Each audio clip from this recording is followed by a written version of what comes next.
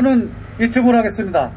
그리고 우리가 문재인 정부가 지금까지 해왔던 여러 가지 사안 몇 개만 예를 들고 말씀 마치도록 하겠습니다. 좀 전에 우리 사회자도 얘기했지만 5년 전 문재인 정부가 출발할 때 뭐라고 얘기했습니까? 공평, 공정, 상식을, 또 거기에 사회 정의를 얘기했습니다. 모든 정치적인 부분은 누구에게나 공평하게 적용될 것이고 그 과정은 공정할 것이다. 이 두 개를 합쳐서 사회 정의는 이루어진다고 했습니다. 그런데 여러분, 저 문재인 정부가 한 것을 한번 보십시오.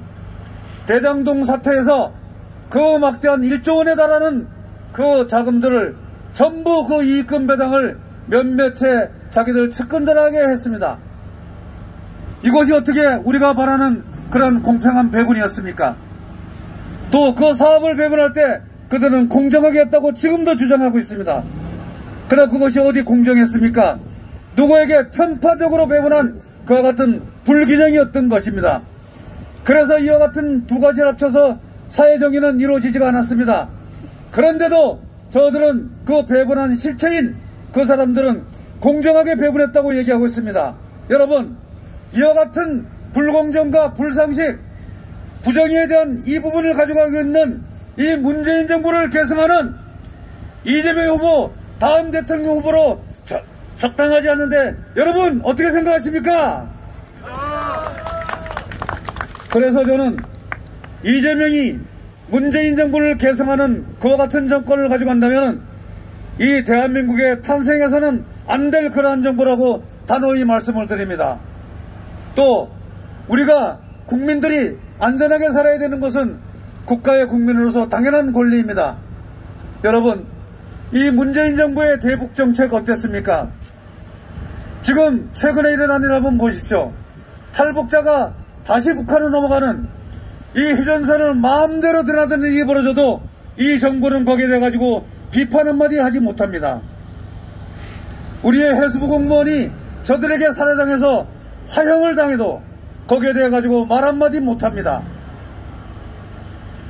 인천에 가까운 한박도에 저희들이 레이더를 설치해 가지고 우리를 감시해도 그들은 그것이 군용이 아니고 민간 레이더라고 얘기를 하고 있습니다.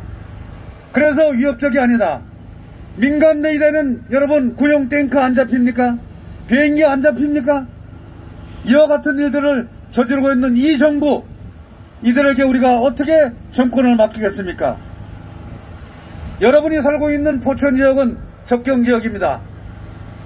여기에 서 있는 대전차 장벽들, 저들 마음대로 허물었습니다. 그 장벽을 허물 때에는 거기에 상응하는 거부 대책을 마련한 다음에 허물 수 있는 겁니다. 근데 과연 이 국방부가, 어느 나라 국방부인지 모르겠지만 이 국방부가 그런 대응 마련해놓고 했습니까? 아무것도 없습니다. 또 문재인 정부가 우리의 GP 21개를 북한과 동일하게 허문다고 얘기하고 그것을 작업에 착수했습니다. 여러분, GP라는 것은 뭡니까? 우리 국방의 눈이고 초병들의 눈입니다. 그런데 그것을 없앨 때에는 우리가 이 상공에다가 초격이라도 한 번 더 띄우고 그 감시체제를 확보한 다음에 허물 수 있는 겁니다. 그런데 저들은 그런 대책 없습니다. 국가는 국민을 보호해야 됩니다. 국민은 국가로부터 보호받을 권리가 있습니다. 그런데 이 정부는 그럴 뜻이 없는 정부입니다. 이것이 바로 문재인 정부입니다. 우리 이 정부 믿고 따를 수 있습니까? 경제는 어떻습니까?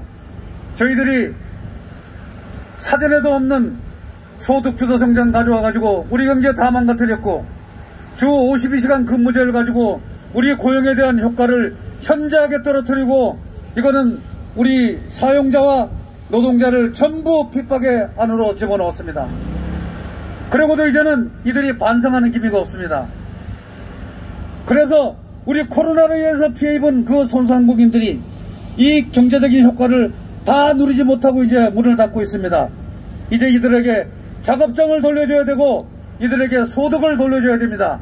이것을 위해서 이제 또 다른 정부의 탄생을 우리 국민들은 기대하고 있습니다. 여러분, 이 문재인 정부 제가 평가 한번 하겠습니다. 이 문재인 정부는 우리들에게 모든 것을 숨기려고 하고 가리키지 않은 투명하지 못한 정부, 바로 문재인 정부입니다. 또 이 문재인 정부는 백신이라는 걸 가지고 우리 아동들과 청소년들에 대해 가지고 무차별적으로 접종하면서 그들을 보호할 의지가 없습니다.